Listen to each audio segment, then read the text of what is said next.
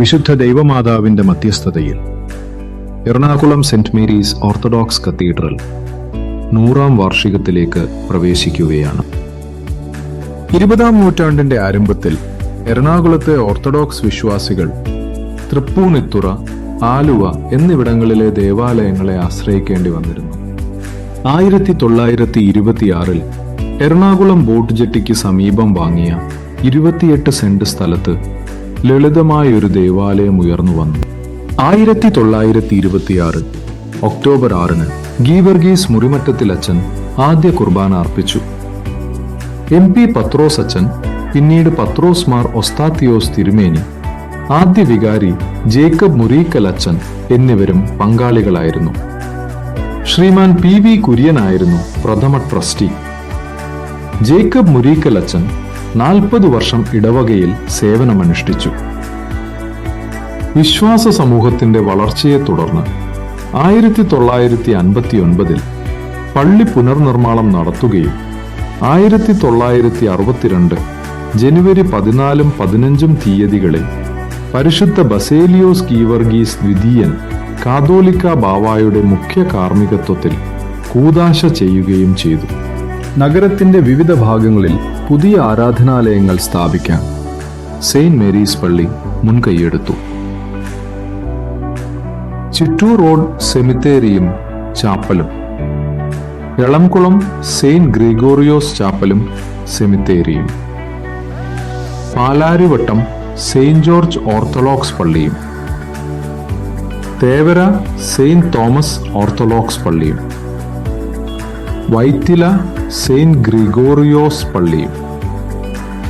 ഈ മാതൃദേവാലയം പടുത്തുയർത്തുകയും Padamukal Saint John the Baptist Orthodox പള്ളിക്ക് 41.5 സെന്റ് സ്ഥലം വാങ്ങി നൽകുകയും ചെയ്തു.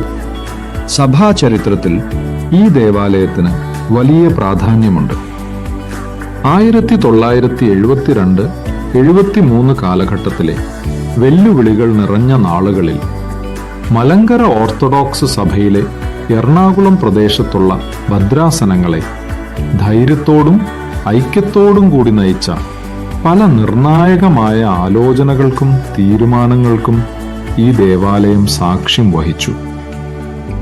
2001 മാർച്ച് 25 തീയതി കിഴക്കിന്റെ 6ാമത്തെ കാതോലിക്കോസായ പരിശുദ്ധ ബസേലിയോസ് മാർത്തോമ മാത്യൂസ് ദ്വിതീയൻ ബാവ ഈ ദേവാലയത്തെ കത്തീഡ്രലായി ഉയർത്തി. ഈ ഇടവകയിൽ ശുശ്രൂഷ ചെയ്ത 3 വൈദിക ശ്രേഷ്ഠർ മെത്രാപ്പോലിത്തമാരായി ഉയർന്നു.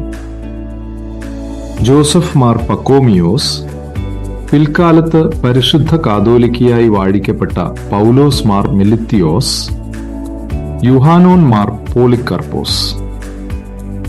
2017 ഈ ഇടവകയിൽ നിന്നു ശ്രീമാൻ ജോർജ് പോൾ സഭയുടെ അൽമായ ട്രസ്റ്റിയായി തിരഞ്ഞെടുക്കപ്പെട്ടു.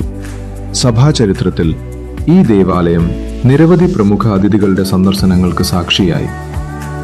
1962 അർമീനിയൻ കാതോലിക്കോസ് വാസ്കൻ ബാവ, 1964 സിറിയൻ ഓർത്തഡോക്സ് പാത്രിയർക്കീസ് ഇഗ്നാത്തിയോസ് യാക്കൂബ് മൂന്നാമൻ ബാവ, 1969 റൊമാനിയൻ പാത്രിയർക്കീസ് ജസ്റ്റീനിയൻ ബാവ, 1977 റഷ്യൻ പാത്രിയർക്കീസ് പിമെൻ ബാവ, 1984 വാനുവാട്ടു പ്രധാനമന്ത്രി ഫാദർ വാൾട്ടർ ലിനി എന്നിവരുടെ സന്ദർശനങ്ങൾ സഭാ ഐക്യത്തിന്റെ ഉദാഹരണങ്ങളായി. ജീവകാരുണ്യ പ്രവർത്തനങ്ങളിൽ ഈ ഇടവക സ്തുത്യർഹമായ രീതിയിൽ പ്രവർത്തിക്കുന്നു. നമ്മുടെ ഇടവക പള്ളിയിലെ കാണിക്ക വഞ്ചിയിലെ വരുമാനത്തിന്റെ 1/4 പൂർണ്ണമായും ജീവകാരുണ്യ പ്രവർത്തനങ്ങൾക്കായി നീക്കിവെക്കുന്നു. ജോസഫ് മാർ പക്കോമിയോസ് തിരുമേനിയുടെ ഓർമ്മയ്ക്കായി സ്നേഹനിധി പദ്ധതിയിലൂടെ 1100 വിദ്യാർത്ഥികൾക്കായി 1.5 കോടിയോളം രൂപയുടെ സ്കോളർഷിപ്പുകൾ വിതരണം ചെയ്തു. കാലം ചെയ്ത പരിശുദ്ധ ബസേലിയോസ് മാർത്തോമാ പൗലോസ് ദ്വിതീയൻ ബാവായുടെ നാമത്തിൽ ആരംഭിച്ച സാന്ത്വനം പദ്ധതിയിൽ നിന്ന് ഇതിനകം 48 ലക്ഷം രൂപ ചികിത്സാ സഹായമായി വിതരണം ചെയ്തു. കൊച്ചി ഭദ്രാസന മെത്രാപോലീത്ത ഡോക്ടർ യാക്കോബ് മാർ ഐറേനിയോസ് തിരുമേനിയുടെ ആത്മീയ മാർഗനിർദ്ദേശവും 26 വർഷക്കാലം ഈ ഇടവകയിൽ സേവനമനുഷ്ഠിച്ച OV ഏലിയാസച്ചന്റെ നേതൃത്വവും ഇടവകയുടെ വളർച്ചയ്ക്ക് അടിത്തറയായി. ശതാബ്ദി വർഷത്തിലേക്ക് കടന്നിരിക്കുന്ന ഈ കത്തീഡ്രൽ ദൈവത്തിന്റെ അനന്തമായ കരുണയിൽ അധിഷ്ഠിതമാണ്. വിശ്വാസം, സേവനം, സമർപ്പണം, ഇതാണ് ഭാവിയിലേക്കുള്ള പാത. വിശുദ്ധ മാതാവിന്റെ മധ്യസ്ഥതയിൽ സെയിന്റ് മേരീസ് ഓർത്തഡോക്സ് കത്തീഡ്രലിന്റെ ശതാബ്ദി യാത്ര വിശ്വാസത്തിന്റെയും സേവനത്തിന്റെയും മഹത്തായ സാക്ഷ്യമാണ്.